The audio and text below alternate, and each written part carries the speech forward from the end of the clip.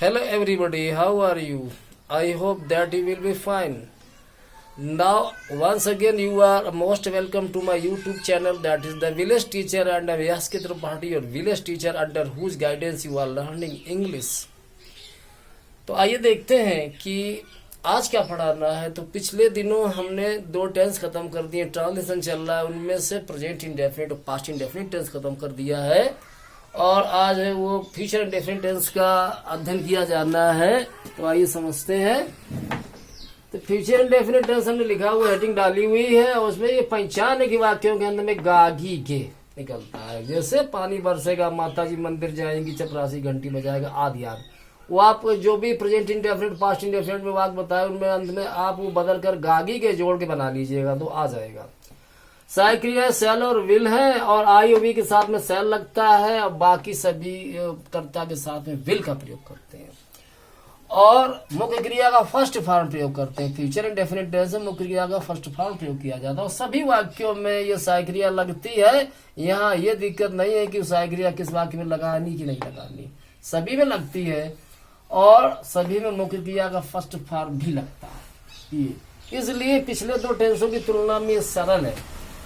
हम YouTube पर कभी अंग्रेजी में वीडियो देखते हैं, लोग वादा करते हैं कि बहुत कम समय में कोई चीज सिखाने के, 5 मिनट में या 10 मिनट में फ्यूचर इंडेफिनिट टेंस, 16 मिनट में पास्ट कंटीन्यूअस टेंस। तो ऐसे अगर सिखाना हो तो कुछ भी, ये तो 10 सेकंड में ऐसे बताया जा सकता है। आप वो घड़ी की सुई देखिए, 10 सेकंड में आ जाएगा। वाक्यों के अंत में गागी के सहायक क्रिया सेल और विल है, आई और वी के साथ में सेल लगता है, बाकी में विल लगता है, और मुख्य क्रिया का फर्स्ट फॉर्म सभी वाक्यों में लगाइए, इतने से आ जाएगा। जो प्रैक्टिस करेगा इतने से आ जाएगा। लेकिन अब आगे सीखना है, इसमें बहुत कुछ बताना है, वो आपको समझना है, उसको थोड़ा बहुत कंप्लीशन लेवल तक भी ले जाना है। इस वीडियो के बाद में हो सकता है दूसरा वीडियो बनाए, अगर जरूरत समझ में आएगी तो, फ्यूचर इंडेफिनिट टेंस पर।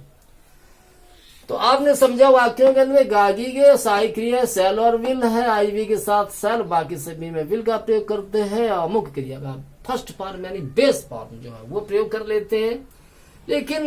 लेकिन ये सहायक क्रिया बदल भी देते हैं, आई और वी में विल लगा लेते हैं, बाकी में सेल भी कर लेते हैं। कहाँ?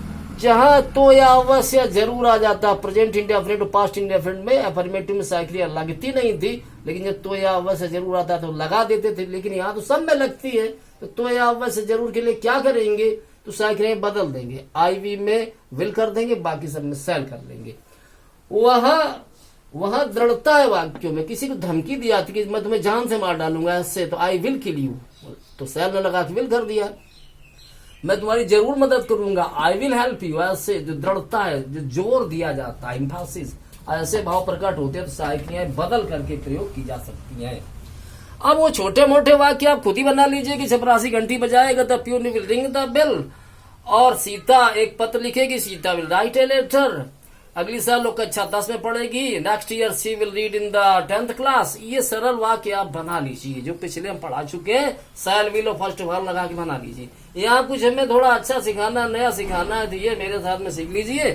लोग स्पोकन इंग्लिश की बात करते हैं, लेकिन सिखाते कुछ नहीं, पता नहीं हम, तो ये सब धोखेबाजी है। यहाँ देखिएगा, जो मैं कंपटीशन की या ट्रांसलेशन करने की स्पीकिंग की बात करता हूँ, तो थोड़ा यहाँ पे आपको स्पीकिंग जैसा कुछ दिखेगा। इंटरेस्टिंग सेंटेंसेस आई समझते हैं, बीच में वीडियो कट ना जाए इसलिए जल्दी बोलेंगे। कहीं कहीं हमने अंग्रेजी लिखी भी थी, कहीं नहीं लिखी है, तो आवाज तो मेरी सुनाई दे रही है, आप समझिए कि वह तुम्हें एक भी फूटी कौड़ी उधार नहीं देगा। उधार देना लेंड होता है, कैसे बनाएंगे, he will not lend you, तुम्हें उधार नहीं देगा इवन ए सिंगल पेनी, वो इंग्लैंड का सबसे छोटा सिक्का पेनी, तो बोले एक पेनी भी उधार नहीं देगा, यानी फूटी कौड़ी। He will not lend you even a single penny. और भारतीय सैनिक दुश्मनों के दांत खट्टे कर देंगे, तो वो ट्रांसलिटरेशन नहीं किया जाता है कि जो हिंदी आई बिल्कुल वही मीनिंग लिखी थी, कि दांत को टूथ या टीथ लिख दिया, खट्टा को सावर लिख दिया, ऐसा नहीं बनाते हैं। कैसे बनाएंगे कि द इंडियन सोल्जर्स, भारतीय सैनिक, will make the enemies afraid, वो शत्रुओं को भयभीत कर देंगे। दांत खट्टा करना मतलब भयभीत करना, ऐसे सोच के अंग्रेजी बनाई जाती है। जो हिंदी लिखी है, कम है तो बढ़ा लो, ज्यादा है तो उसको छांट दो, चटनी कर लो, और बदलना है हिंदी तो बदल भी लो, सोच के ट्रांसलेशन करते हैं। अगला वाक्य हमने लिखा है, ए विलेज टीचर तुम्हारे अंग्रेजी भाषा के ज्ञान की प्यास को बुझाएगा। ये हमने बना दिया। तो वहां थोड़ा मीनिंग है, प्यास की अंग्रेजी क्या है, थर्स्ट है, प्रीपोजिशन क्या लगता है, उसका फॉर लगता है, बुझाना, प्यास बुझाना में क्वेंच चलता है, आग बुझाना में पुट आउट चलता है। ए विलेज टीचर तुम्हारे अंग्रेजी भाषा के ज्ञान की प्यास को बुझाएगा। A village teacher will quench the thirst for knowledge of your English language. ये मैंने ट्रांसलेशन वहां बनाया हुआ है। अब अगला वाक्य मैंने क्या लिखा हुआ है, देर सवेर तुम अंग्रेजी सीख ही जाओगे। तो इसके लिए केवल सून लिख ले, हमने तो लेट और सून लिख दिया। लेट और soon you shall learn English, अंग्रेजी सीख ही जाओगे, मतलब जरूर सीख जाओगे। तो वहां हमने साइकिल बदल दी, यू साथ शैल लगा दिया। तो लेट और soon you shall learn English, देर सवेर तुम अंग्रेजी सीख जाओगे। अब देखिए हमने आज जैसे थोड़ा समझना विविधताएं क्या है कि मीनिंग जानने के बाद भी अध्ययन करना पड़ता है, कैसे वाक्यों की यूज करते हैं, वो रीडिंग बताती है। तो विद्यार्थी अपना काम समय से पूरा करेंगे तो या गृह कार्य, विद्यार्थी अपना गृह कार्य समय से, सपोज दैट गृह कार्य मान लिया होमवर्क, तो होमवर्क पूरा करने के लिए कंप्लीट है। The students will complete their homework in time, अंग्रेजी है, गृह कार्य पूरा करने में कंप्लीट शब्द बढ़िया रहेगा। वह इस कार्य को सोमवार तक पूरा कर लेगी। कोई काम है ऐसे तो वो कंप्लीट या फिनिश बढ़िया हो जाता है। तो she will finish this work by Monday, she will finish this work by Monday. तो इसमें लिख भी दिया कौन कहाँ लगता है, आप रिपीट करके समझ सकते हैं मैंने बोला क्या हुआ है। इस प्रकार की पढ़ाई तुम्हारी अंग्रेजी भाषा की सारी जरूरतों को पूरा करेगी। इस प्रकार की पढ़ाई तुम्हारी अंग्रेजी भाषा की सारी जरूरतों को पूरा करेगी। अंग्रेजी बनाइए कि दिस टाइप ऑफ टीचिंग, इस प्रकार की पढ़ाई will meet all the needs of your English language. This type of teaching, इस प्रकार की पढ़ाई will meet all the needs, जरूरत पूरी करने में मीट द नीड अंग्रेजी चलती है। ये आपको समझना है, पूरा करने की अंग्रेजी मैंने लिखी हुई है। This type of teaching will meet all the needs of your English language, अंग्रेजी भाषा की सारी जरूरतों को पूरा करेगी। अपनी इतनी कम कमाई में वह अपने खर्चों को कैसे पूरा करेगा, तो how shall he meet with his expenses with his such meagre income.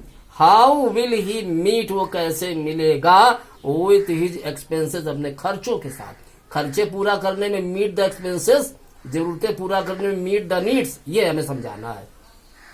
तो how will he meet with his expenses with his such meagre income, MEZR meagre बने थोड़ा याल पिया होता है।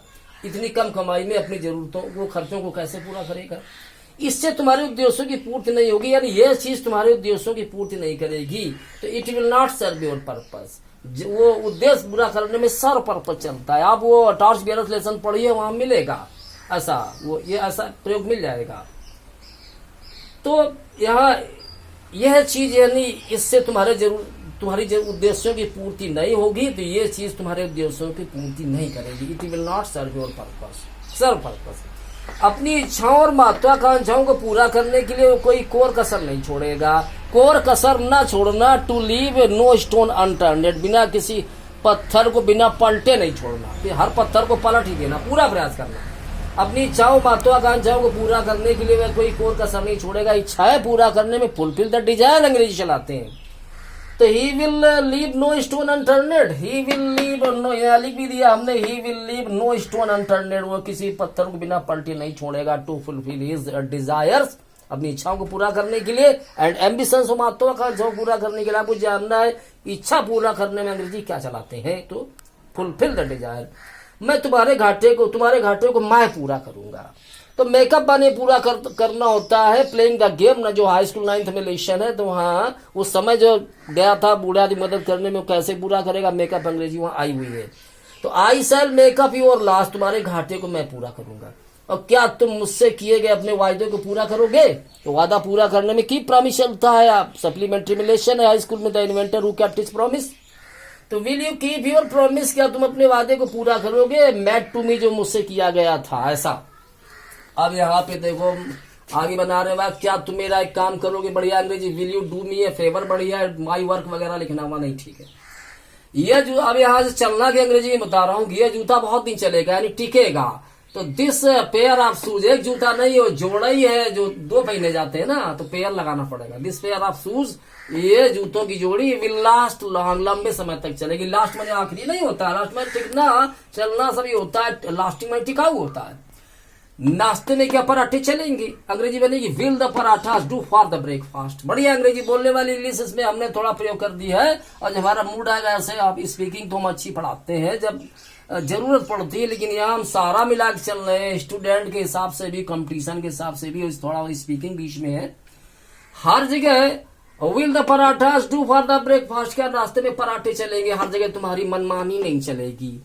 तो you will not run everywhere arbitrarily मैंने लिखा हुआ है, हर जगह तुम्हारी मनमानी नहीं चलेगी।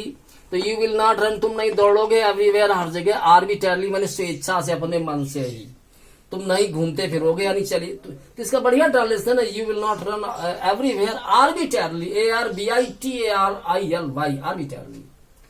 और वैसा एक नीचे भी लिख दिया, दो प्रकार से बना दिया है, हर जगह तुम्हारी मनमर्जी नहीं चलेगी। तो everywhere you wish, you will not, बहुत बढ़िया अंग्रेजी है। एवरीवेयर यू विश, हर जगह तुम चाहोगे, हर जगह तुम ही चाहोगे, तो यू विल नॉट, तुम नहीं चाहोगे, अर्थात तुम्हारी नहीं चलेगी। दोनों ही देखिए, everywhere you wish, you will not, और you will not run everywhere arbitrarily, लगभग एक जैसी हिंदी है, अंग्रेजी दो बना दी है। जहां जहां तुम चलोगे मैं भी तुम्हारे साथ चलूंगा। अंग्रेजी वेरीवर यू गो, तो फ्यूचर में कंडीशनल है, वेरीवर ये जो एडवर्ब प्लेस का कंजंक्शन है वेरीवर, लेकिन ये शर्त भी है। तो वेरीवर यू, इसको इंडेफिनिट बनाएंगे प्रेजेंट इंडेफिनिट में, कि वेरीवर यू गो, जहां तुम जाते हो, आई विल अकम्पनी यू, मैं तुम्हारे साथ जाऊंगा, I will go with you, मैं तुम्हारे साथ चलूंगा, आई विल फॉलो यू, मैं तुम्हारे पीछे पीछे चलूंगा। अकम्पनी के साथ में कुछ प्रीपोजिशन नहीं आता, हिंदी में साथ आता रहे तो आने दो, अकम्पनी विथ नहीं लिखते हैं। आई विल अकम्पनी यू, वहां भी ये जो उसने वादा किया है, इसलिए हमने विल लगा दिया, सर नहीं लगाया। जैसे ही ठंडी हवा चलेगी वैसे ही गहरी नींद में, वो धीरे धीरे गहरी नींद में सो जाएगा। हवा चलने में ब्लो लिख देते हैं। As the cold wind blows, ये भी कंडीशनल सेंटेंस है, जब दो फ्यूचर में आते हैं, मैं पढ़ाना है कंडीशनल, भविष्य में समझ लो कि कंजंक्शन वाला भाग प्रेजेंट इंडेफिनिट, बाकी फ्यूचर इंडेफिनिट बनता है। As the cold wind blows, जैसी ठंडी हवा चलती यानी चलेगी, तो he will drift into the deep sleep, तो ड्रिफ्ट बने प्रवाहित होना, बह जाना, वो गहरी नींद में बह जाएगा, यानी धीरे धीरे गहरी नींद में सो जाएगा। ही will drift into high sleep, ये इंग्लिश है, उसमें आप देखिएगा मिलेगी आपको। द गोल्ड वॉच में जब शंकु धीरे धीरे सो गया बहुत सोचने के बाद, तो रीडिंग सिखाती है, रीडिंग भी बहुत बढ़िया सिखाती है। तो हाँ, थोड़ा ये महत्व बता रहे हैं। ईश्वर के आगे किसी की नहीं चलेगी, तो no one will do anything, कोई कुछ नहीं कर पाएगा बिफोर गॉड, ईश्वर के सामने, ईश्वर के सामने किसी की नहीं चलेगी। No one will do anything before God. मैं एक भी कदम पैदल नहीं चलूंगा, तो I will not walk even a single step, I will not walk, पैदल चलना, वॉक टहलना, इवन ए सिंगल स्टेप, एक भी पैर। ये दवाई बीमारी में नहीं चलेगी, तो ये दवाई बीमारी में काम नहीं करेगी। This medicine will not work in this disease, in this illness, in this disease. तो वहां वर्क प्रयोग किया गया चलने में। तुम्हारा यह खोटा सिक्का बाजार में बिल्कुल नहीं चलेगा। खोटा सिक्का बेस कॉइन, अंग्रेजी खोटा सिक्का bad coin, counter feet coin, बढ़िया अंग्रेजी में लिख दिया this counter feet coin of yours, तुम्हारा यह खोटा सिक्का विल नॉट वर्क, काम नहीं करेगा एट ऑल, बिल्कुल इन द मार्केट, बाजार में, अर्थात नहीं चलेगा। आप उसको रिपीट करके सुनिए, मैंने क्या बोला। अगर समझौता ना हुआ तो दोनों पार्टियों में लाठी डंडे चलेंगे। अंग्रेजी कैसे बनाई, if the agreement is not reached, अगर समझौता नहीं पहुंचता है, नहीं पहुंचा अर्थात नहीं हुआ एग्रीमेंट माने समझौता, ये फ्यूचर इंडेफिनिट वाला प्रेजेंट में आ जाता है। जब आप कंडीशनल पढ़ेंगे तो विधिवत इसमें बोला जाएगा। If the agreement is not reached, comma both the parties will run sticks, दोनों ही पार्टियां स्टिक्स, छड़ियां, लाठियां चला देंगी। तो भाला चलाना, तलवार चलाना, लाठी चलाना, रन, ये अंग्रेजी प्रयोग कर लेते हैं। वह ऐसी चाल चलेगा कि तुम चारों खाने चित हो जाओगे। अब उसको कैसे बनाएंगे, तो he will play such a trick, चाल चलने में प्ले ट्रिक चलता है। He will play such a trick that you will be totally disturbed, कि पूरी तरीके से परेशान हो जाओगे। चारों खाने चित होना क्या है, तो जो हिंदी लिखी सेम अंग्रेजी नहीं बना देते, सोच के यहाँ सीखिए, दोहराइए। अगले वीडियो में फिर मिलेंगे। लाइक, सब्सक्राइब, कमेंट करना ना भूलिए, दूसरों को भी सब्सक्राइब करने के लिए प्रेरित करिए। धन्यवाद, थैंक यू।